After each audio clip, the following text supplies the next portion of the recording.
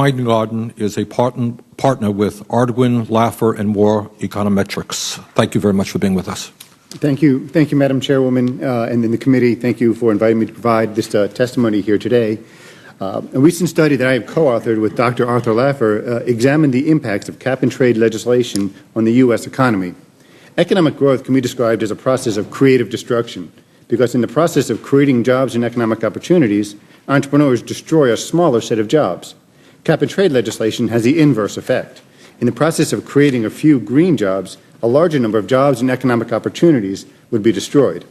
Passing cap-and-trade legislation is akin to imposing an energy supply shock on the U.S. economy. Fossil fuels currently account for 86% of our total energy consumption. Renewable energy sources are not currently able to replace an adequate amount of the lost energy output from fossil fuels. Consequently, in the short term, meaningfully limiting greenhouse gas emissions can be achieved only by limiting the country's energy supplies. The U.S. economy has endured several significant energy supply shocks over the last 40 years. These shocks occurred in 1974 to 75, 79 to 81, and in 1990.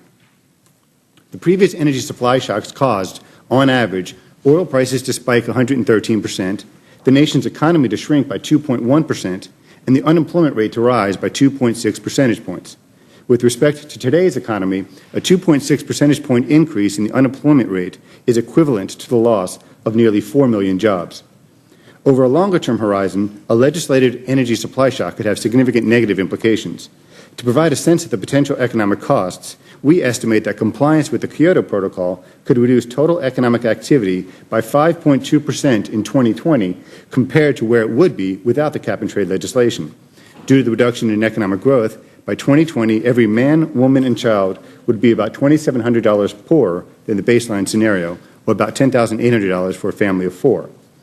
Additionally, regardless of one's position on the global warming consensus, cap-and-trade legislation is an inferior policy choice to address global warming concerns.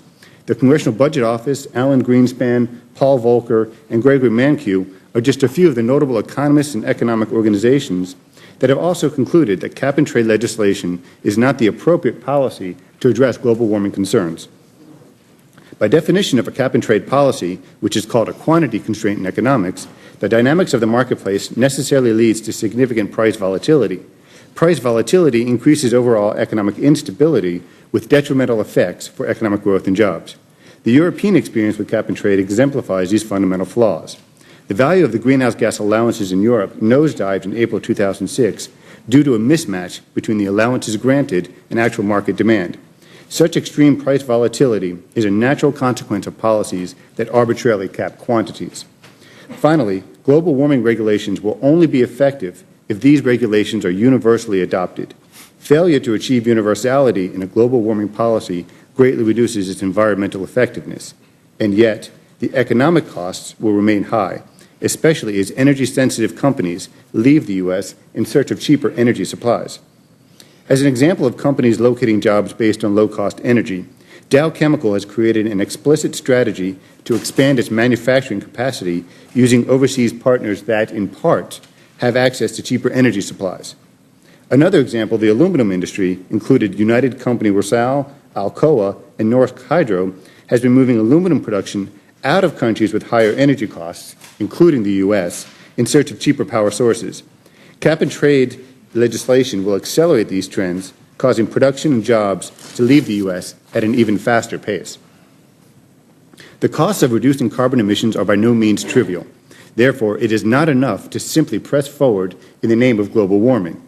Our analysis illustrates that cap-and-trade legislation is the wrong policy that will impose significant economic costs on the U.S. economy and will create significant economic disincentives.